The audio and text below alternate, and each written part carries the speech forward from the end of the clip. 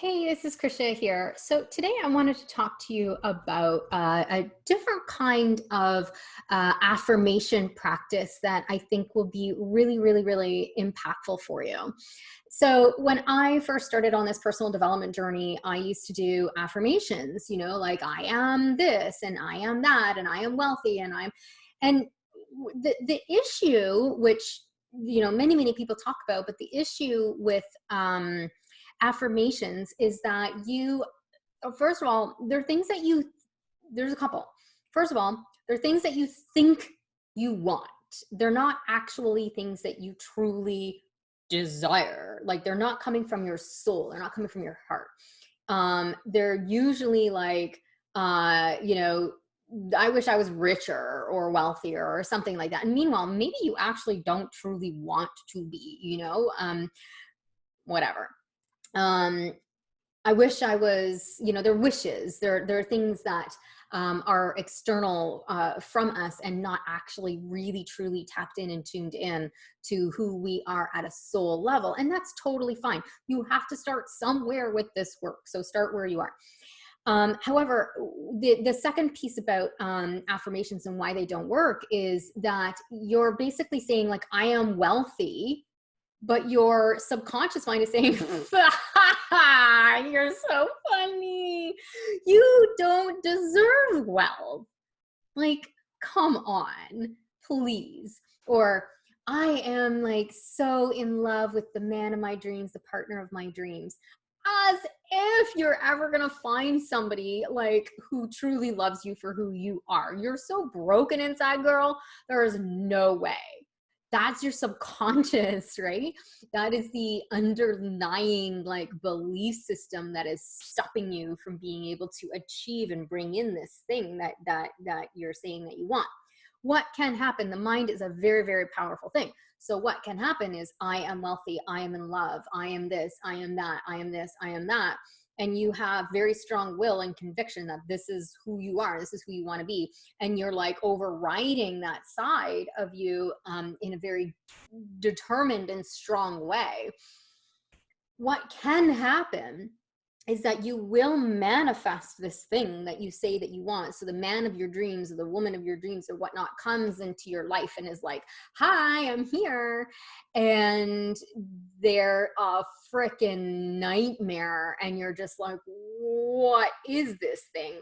Maybe not at first, but maybe a little while later, because what you were doing is calling in something that is what society thinks that you should want, what your ego thinks that you should want, what your your shadow or your toxic subconscious thinks that you want, and isn't actually something that is coming from your heart. You might think it is, but it really truly isn't.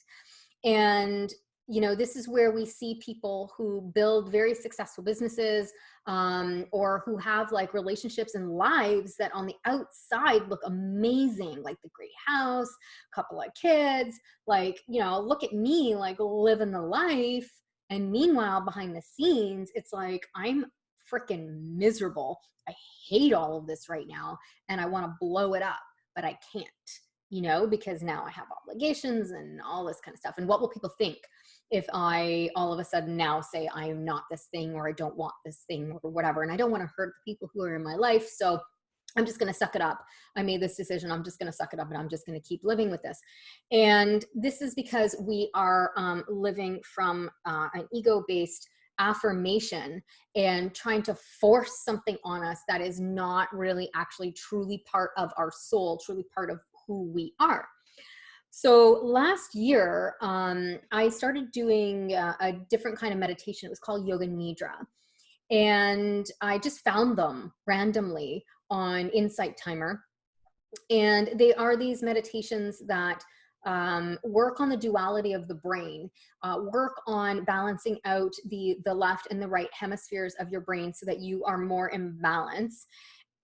And it helps relax your body completely. I had never been able to find anything that allowed me to relax enough. I'm a very like, high strung kind of go, go, go. I have a lot of energy, a lot of go energy.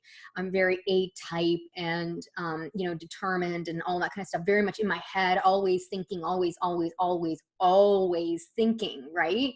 And so I found a lot of meditations, especially the body scans and things like that, were really difficult for me. I couldn't really get into a groove with them. I was always like, whatever.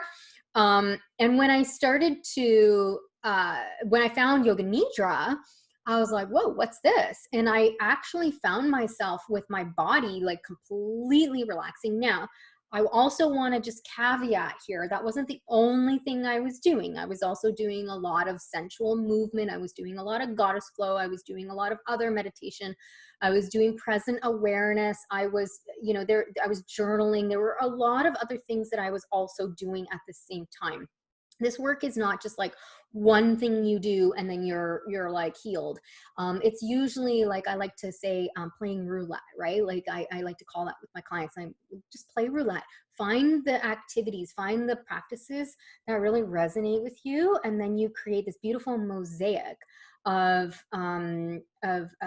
daily things, rituals that you're doing in order for you to be able to step more into like who you truly are, into alignment, into calmness, into presence, and all the rest of it. And so when I was, you know, starting to get into the Yoga Nidra, I was doing those other practices, and I really was able to find myself getting super calm in my body.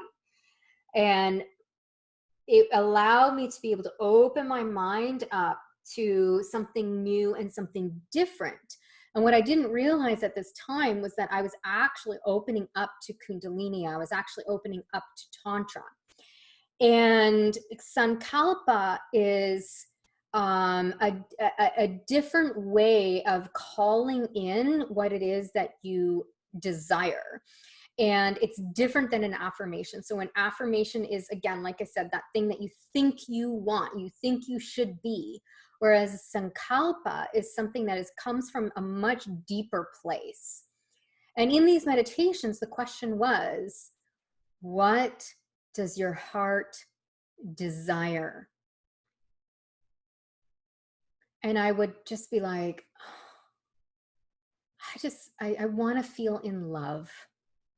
It's my favorite feeling, you know? I want to feel in love. I want to feel excited. And that was the sensation that I was cultivating all in 2019, was a sense of I'm in love. I'm in love with life. I'm in love with who I'm with, friend or lover or partner or whatever. I'm in love with where I live. I'm in love with being a mother. I'm in love with my clients. I'm in love with my work. I'm in love. I'm in love. I'm in love. Right? Because who doesn't want to feel that way about your day-to-day life? And I wasn't in love with any of that or a lot of it at the time. And I wanted to cultivate that feeling and that sensation. So all of those affirmations that I had been doing for years about I am wealthy and I am lovable and I am this and I am that, they weren't sticking, they weren't landing on me because there was this subconscious belief that I couldn't have it. So that just kept stopping me. Whereas when I got into the Sankalpa, this was something that was really different. It was something that was way deeper inside of me. I am in love with my life. So what does that look like? What does being in love with my life look like? What kind of people do I have in my life? What kind of clients am I working with? What kind of relationship do I have with my children? You know, what kind of relationship do I have with myself? What am I doing to prioritize myself every single day? What are the things that I love to do? And as I started to get into that, what happened? So Sankalpa is it's Sanskrit, and it translates into like a resolve.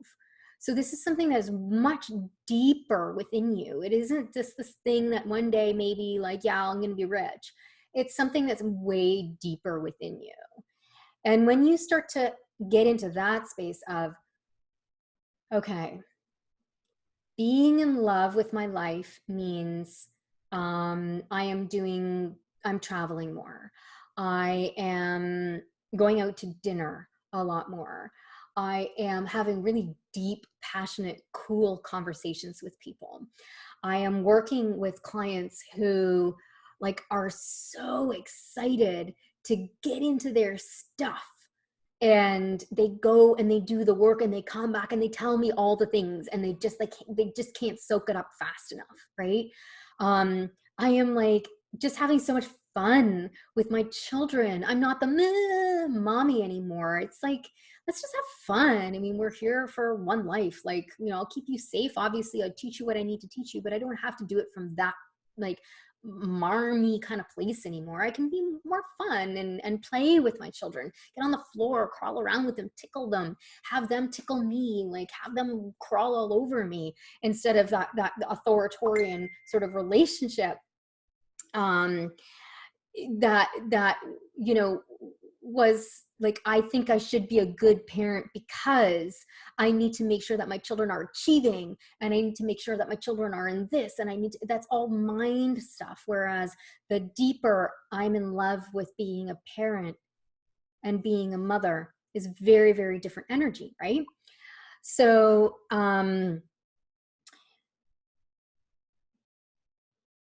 it is something that I've just got some notes here. It is something that it's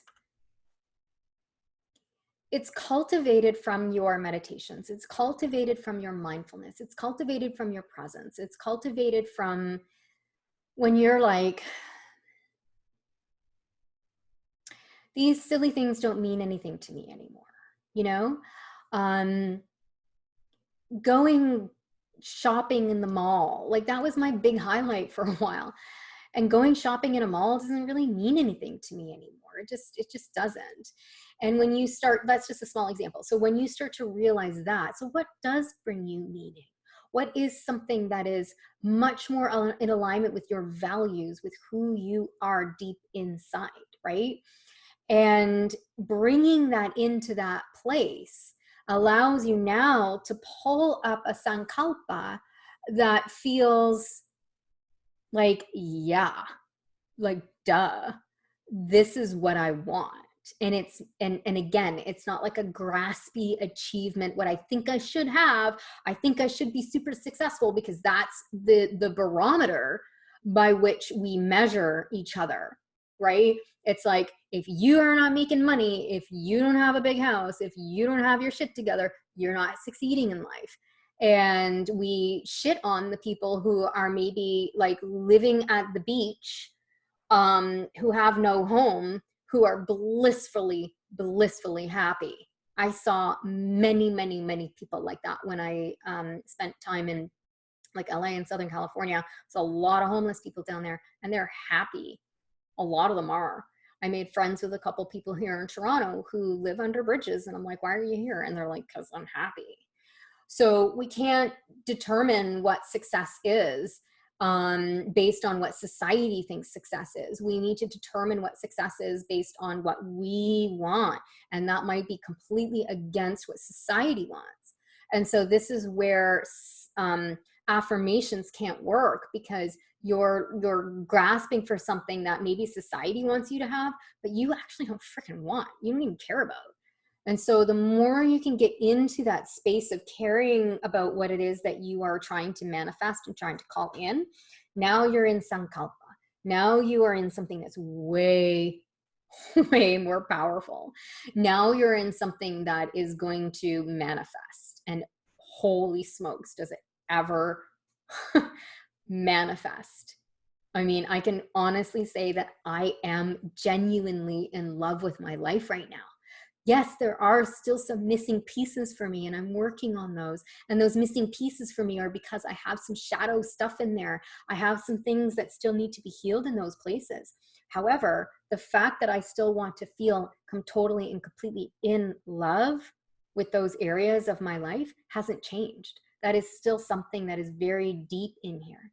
And I'll know, like it's now when things are coming in, I'm recognizing them as, am I going to love this or am I going to hate this in 6 months from now? Right? Like, is this alignment with my values? I value freedom. I value growth, right? I value truth and integrity. I value love. If this doesn't fit in with those values, then this is going to make me miserable in 6 months from now, even though it's what the gurus, quote unquote, the people out there are saying that is going to change my life, right? It's going to make me all the money. It's going to give me all the status and all of the success. Great, except I'm going to be freaking miserable at the end of it. No, thank you. I'm not here for that kind of life. And we see this with people who build very successful businesses and then just blow it all to the ground, or they lose it. They lose it all to the ground because subconsciously it is not in alignment with who they are. And then they just start to sabotage the shit out of it. And they slice and dice until the whole thing's blown up. And then they're like, why did my life blow up? I don't know. Well, because it wasn't in alignment with who you are. And you know that. And so then they rebuild something that is more in alignment. And that is where a sankalpa is very different than an affirmation. And so I would really encourage you to get into the space of, what does your heart desire? What does your heart desire? And when you get into the energy, when you can get into the energy of your heart, it is like, you can see I'm having like all the feels right now about it. It is, it's a very warm sensation. It's all up here. And if you can't feel it, don't worry about it. It comes with time. I couldn't feel this either at the beginning. And it is like this kind of, if you get goosebumps all over, those are also known as truth bumps. This is how you know you're on to something, because you're feeling that sensation all over your body, right? This is why it's so important for you to start to work on getting out of your head and getting into your body.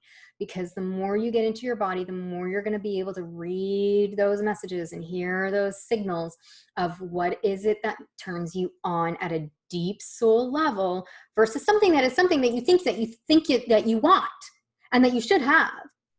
Do you see the difference in energies there? I'm going to be successful. I'm going to make $300,000 this year, and I'm going to crush it in this. I'm going to speak on 15 stages, and this is what I'm going to do. I can't even repeat it anymore because it's just not part of who I am anymore. But that was how I was driving my life and my business before. Was very much up here, achievement oriented. And I got all those things and I felt awful inside. And so now I feel very like juicy inside. And the things that I am accomplishing are